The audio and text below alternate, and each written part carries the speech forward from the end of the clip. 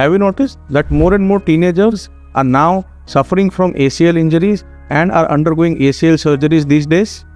આ રેશિયો છેલ્લા 5-10 વર્ષમાં ઘણો વધી ગયો છે.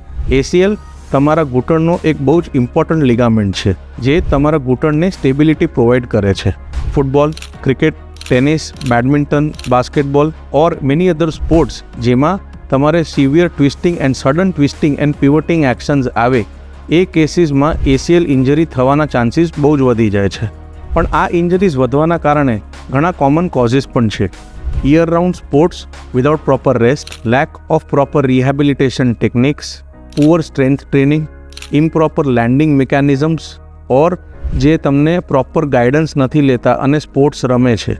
That is one of the most common causes of developing an ACL injury. If recovering from an ACL injury, a player loses about 6 to 9 months of his time and he may or may not recover to the same level as pre-injury status.